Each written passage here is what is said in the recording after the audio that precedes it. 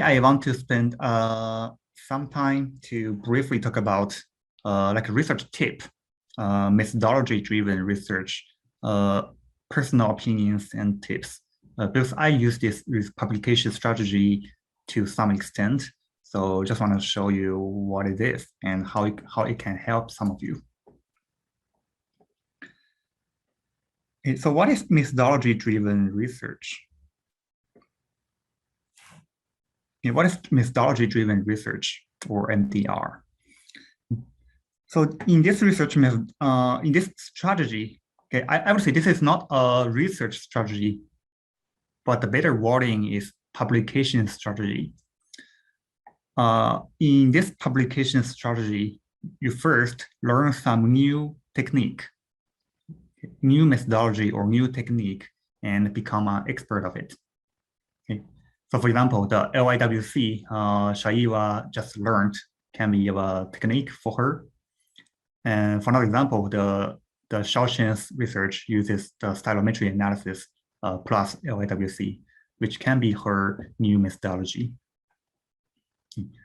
And after learning this new methodology, you need to think how this methodology can be applied to some other context, or look at some other data, okay, and then get the data. Okay. Sometimes the data is really available from the professor or from your collaborators. Okay. Sometimes you find the data from online and you write a web crawler to collect it. Okay. And finally, apply your methodology to the data and execute a study. Okay. And this methodology-driven research is not the only way to generate research ideas. Other examples are like problem-driven, which is more natural. You have a problem first, and you think about how to solve the problem, and then identify the data to address your problem. And another type of data is data-driven. You got data first, and think what you can do with the data, and then generate some publication out of it. So these are just several alternatives to research idea generation. But in practice, it's not like exclusive. The research idea generation is not exclusive, but it's more like a garbage can model. You have some thoughts about the methods, you have some thoughts about theory and your existing research and personal experiences, and also available resources like data, like technical support and funding. Okay. So all these matters, all these factors help you generate a specific research idea for you to publish a paper. So you can find more details about this garbage can model in the Dennis and Velasich's paper. Have you read this paper before? Have you heard of this garbage can model? No? No, I haven't. In my first year PhD, I think this paper was given to us for like a mandatory reading. But it just you know, there are multiple factors affecting your research idea generation. Okay. But in my today's presentation, I want to just focus on how methods can help you quickly generate some ideas for publication papers. But before conceptualizing this methodology, I want to share you some of my stories. Okay. So this is my first research at PhD year one, analyzing firm-specific social media and market. And I believe Shaoxin should be very familiar with this paper now, because her work is an extension of this research. So how I developed the ideas for this paper? Easy. Okay. It's based on unfinished work of another PhD student who graduated. So my supervisor wants someone to help him finish that paper for a publication. Okay. So I didn't develop the ideas from scratch. Okay. So this table became my first methodology. Okay. So this table and taxonomy is based on a technique called authorship attribution framework, which is a substream of stylometry analysis.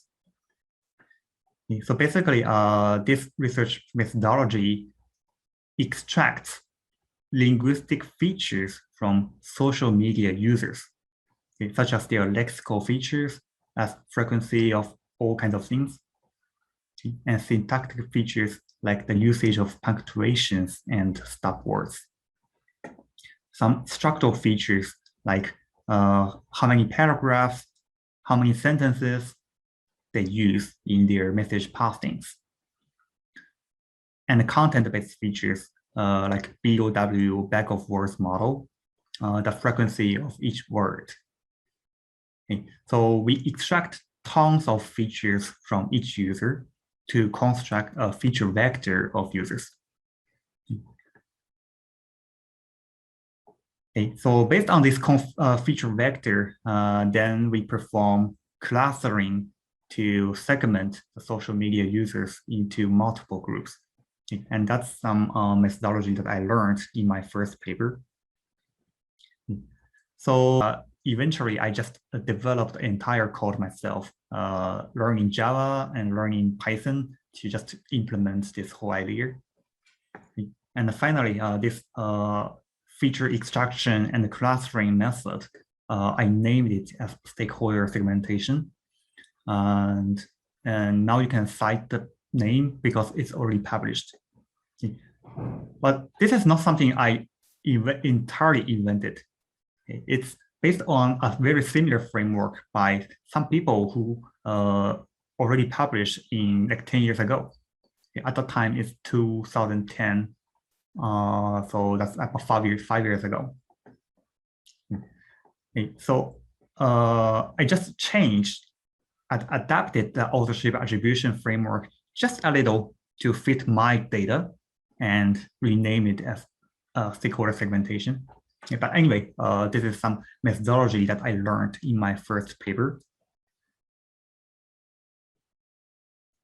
So based on that paper, I produced another 2 research pieces based on the stakeholder segmentation. So first one is a conference paper in ISIS.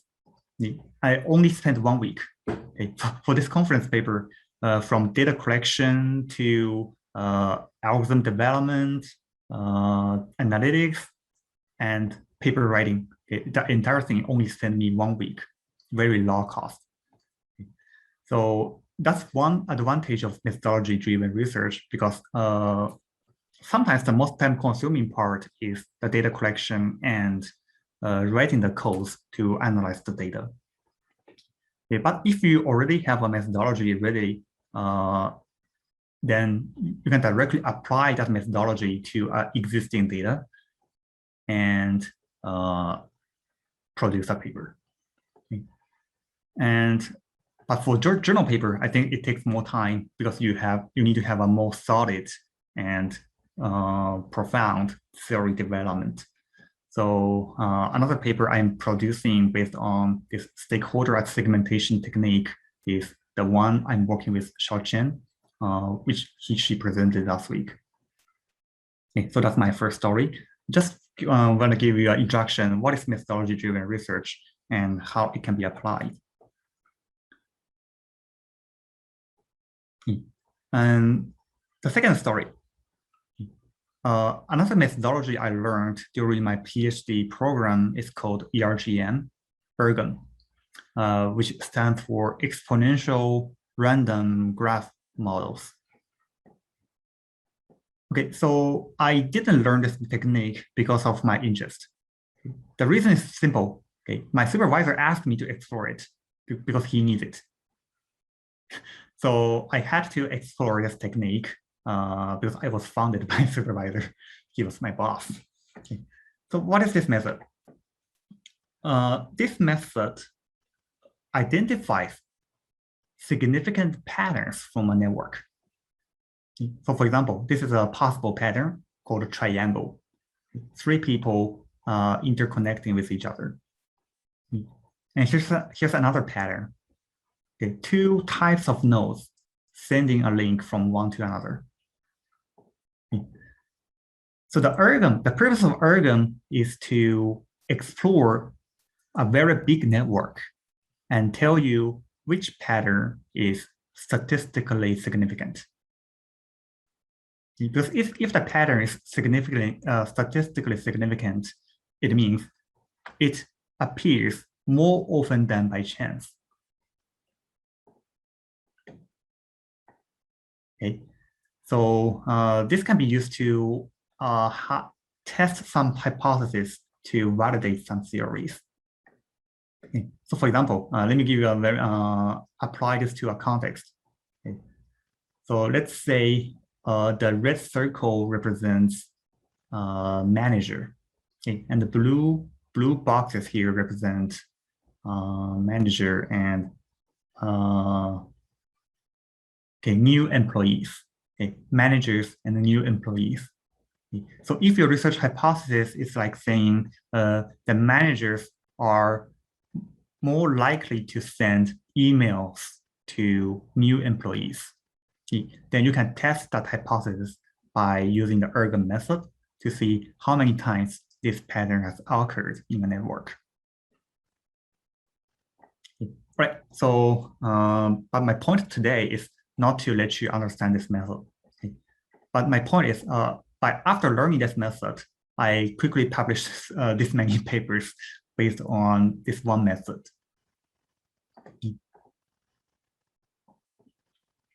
Okay. So, so my key point here is the methodology-driven research. Learning a new methodology invites research collaboration. Okay. Of course, I didn't write all these papers. Okay. I wrote some of them, but in some research, I only performed the analysis using Ergon, okay, and let my collaborators write the paper. Okay. Sometimes I just help them confirm their findings. Okay, they have their students to run the analysis, write the paper, but I just need to validate their findings and provide some suggestions.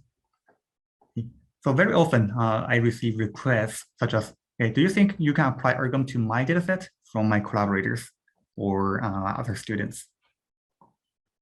And sometimes when you talk to other people in a conference or your colleague, your friends, you can also ask them, what data do you have? What data do you have? Let me see what I can do with my skills. Okay. So that's another advantage of methodology-driven research. You open up collaboration opportunities because not many people have the skills to execute or advanced analytical skill like Ergon or LiWC. I know there are many people in the world.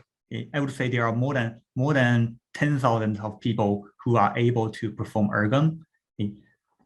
However, in a narrow research field like information system or like say cybersecurity, then after you narrowing down the area, then the number of people who are able to perform and execute a certain research methodology will be limited. Okay, and then you will become valuable in that small area. Okay, so that's my point. The second advantage of the methodology-driven research is you can invite research collaboration and produce more papers. Okay, and the third story is something I think Shaiwa, Xiaochen, and Mohammed are familiar with. Okay, LiWC that I'm using recently. So I learned this LiWC methodology during a research collaboration with another group. Okay. So LiWC will extract, given a text, it will extract psychological components from the text, okay, such as what proportion of the words are related to positive emotion, negative emotion, and even granular affective process such as anxiety, anger, sadness, social, family, and so on. Okay, so there are more than like 50 different categories that can be extracted from the LiWC. Okay. Right, so this technique is actually very simple. It turned out to be as simple as several mouse clicks. Okay, you don't have to write codes.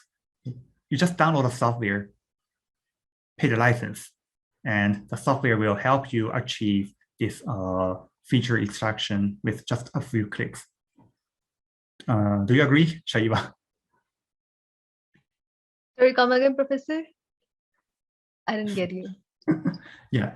So sometimes the methodology like this, anyone can execute it as long as you know there's a technique like this. Okay. So it's more important to know it exists. Okay, there exists a technique to do some fancy stuff. Okay. And the implementation is not something daunting to even first-year PhD students. Okay, so my work based on LiWC. So these are 3 journal papers for now. And because I learned this technique actually just last year or like 2 years ago. So I only started it after 2020. But I'm developing more papers based on this research methodology, including the ones I'm working with Shaiva and Mohammed. Okay, so here's a summary of the advantages of methodology-driven research. Okay, so first, you can easily claim the novelty in your research. Suppose assuming the methodology you are using is not too simple. Okay, for example, regression is a methodology, but most people already know what is a regression, linear regression. So you need to find some novel research methodology, okay, such as Ergon, such as LiWC, that not everyone knows what it is. Okay, then you can claim that's one of the novelties in your research. Okay. And the second advantage is you can have a relatively short production cycle, such as my ISIS paper. Okay. You spend 1 week, and then you get a conference paper. Okay. I produced that conference paper in my PhD year 2 or 3. It didn't take me too much time and effort because I already had the methodology and the data. And it also helps you invite external research, internal or external research collaboration. Okay. It serves as something like your business card. Okay. You can tell people, hey, I know this methodology. Okay, who are interested, feel free to talk to me. We can collaborate. Okay. So that usually happens when you go to a conference, present your research. Okay. And if you're presenting a research that focuses on methodological innovation, then you can say, okay, that's my unique methodology and welcome everyone to collaborate with me. If you have data, we can work together. Okay. Something like that. And fourth, and most importantly, after applying the methodology to a few research works, you will have a deep understanding about the flows of the methodology you're using. Okay. Maybe in your first or second paper using the same methodology, you don't realize the methodology's flow, okay, but you will, because no research is perfect. So similarly, no methodology is perfect. They all suck to some extent. For example, you see, okay, motivation within 1 hour. Okay, motivation within 1 hour is the original text. Okay, but this LiWC result show you this has a sadness score of 25, which totally doesn't make sense, right? Okay, so no research methodology is perfect and very accurate. Okay, they all have some limitations, such as for a very short text like this, the LiWC will give you very biased and distorted outcome. Okay, so sometimes you cannot totally trust the methodology. Okay, but if your dataset is huge and the average amount of the sentences are long, the accuracy of LiWC is acceptable.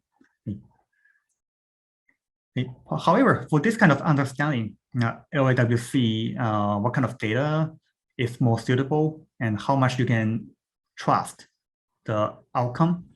Okay. So to that kind of level understanding, the reviewers usually don't have that expertise as you do. Okay.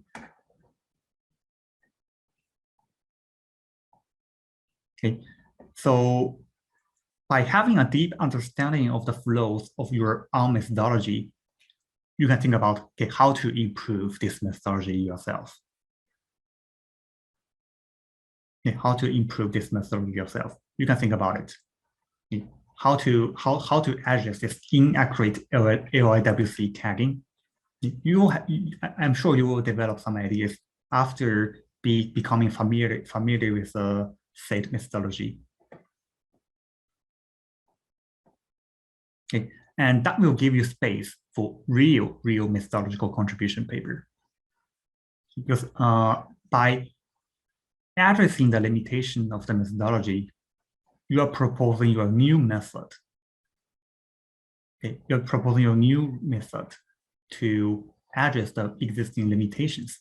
Okay, and then that will become a big methodological contribution that give you better chance to target the top journal.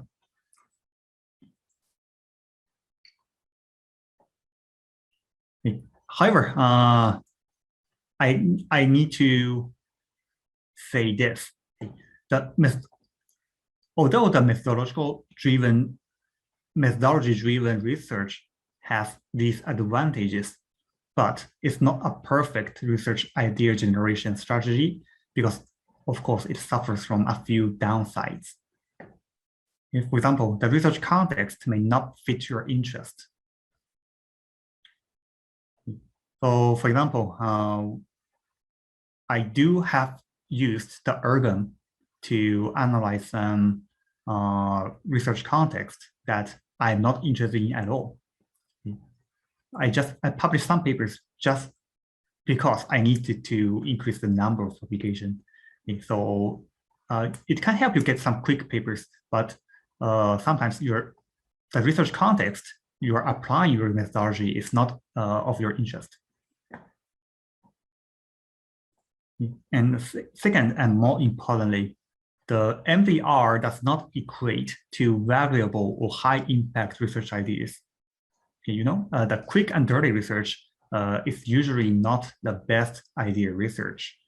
Because I think, in my opinion, the problem-driven research is better because you start with a real problem that needs to be solved by practitioners and in the real world. So I think for the high impact research, the problem-driven research is more suitable and give you higher potential. Okay. However, for the problem-driven research, although it's ideal, but practically, the research productivity matters when you are funded by other people or you're working in some organization. They give you pressure to publish papers, even for those some papers that you're not interested in. Okay. So, so my point here is, okay, the problem-driven research is good, okay, but it's kind of risky because the whole time production cycle could be longer than you expect. Okay. So it's okay to balance the types of research you conduct, including problem-driven research and the methodology-driven research, just to balance the quantity and the quality of your research pieces.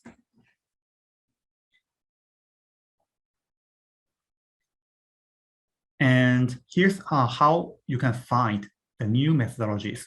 Because like the Ergon or LiWC I've been working on is not new anymore. When time passes by, some methodologies will become outdated, and eventually you will have too many competitions for the methodology that you're using. So it's a good exercise to develop new research methodology and techniques by reviewing some conference papers, because the conference papers are usually much up-to-date and cutting edge than journal papers. So you can take a look at some most prestigious computer science conferences, such as KDD, ICHI, AAAI, NIPS, and so on. Usually the most updated and fancy techniques can be found in those top conference papers. And the methodology in the journal papers are typically 3 to 5 years old because of the long production cycle of top journal papers. So I recommend you to review some top conference papers to find some methodology that you can learn. And I know there are so many conference papers and there's no way to learn all the methodology.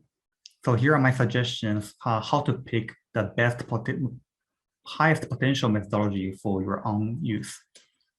So first, do not pick a too popular methodology. For example, OLS. That's too easy. That's too popular. Everyone knows it. So try to get some not yet popular methodology. But how to evaluate? How to evaluate the methodology you picked is not that popular. So my suggestion is search. Okay, search the methodology in the field that you're trying to publish. For example, if you're trying to publish in the information system field, then you can use the AIS library, okay, and you can search how many papers have been using Ergon so far. Okay, how many papers have been using LiWC so far. So this can be used as a baseline. When you pick your new methodology, okay, try to search how many papers have been used X. For example, X is your new methodology. Okay. And then you can search in the AIS library, okay, how many papers have been used X. Okay. If that number is less than the number of Ergon and LWC, then it might be a good, it might be good in terms of the popularity. And the second and third opinions are don't pick that one, someone that is too easy or too hard. Just pick an intermediary one. So there's not too much competitions, but at the same time, you are comfortable implementing the methodology. Because most of the methodologies in these papers are very, very complex, sophisticated in math. Okay? And there are no readily available software or programs that you can use directly. Okay? If you do have a very strong programming ability, then maybe you can implement them by yourself. Okay? But that's very hard. Okay? So you need to consult with your own technical skill to decide what is too hard for you. Okay? Try to pick some methodology that's not too hard for you. Okay, so my final caveat is the methodology will eventually be outdated or invite too much competitions in the long run. So the methodology-driven research can be useful to some extent, but don't overtrust it. Recently I don't use Ergon anymore, although Ergon has helped me publish more than 10 papers already. But in my opinion, Ergon is already too old. Okay, there's no novelty. There was a novelty in Ergon 5 years ago, but not today. Okay. So you shouldn't focus on just one methodology in long run. Okay. And again, I never said MDR is the best way to do research. Okay. It's just a useful approach that you can consider. Okay, just a possible approach that you can consider. Okay. And it's somewhat useful, especially for early career scholars to whom the productivity is a matter. Okay. But I never said MDR is something you should treat as Bible. Okay. So please don't only use methodology-driven research. Please have a great balance between methodology-driven research, data-driven research, and the most important one, the problem-driven research. So that's my 2 cents.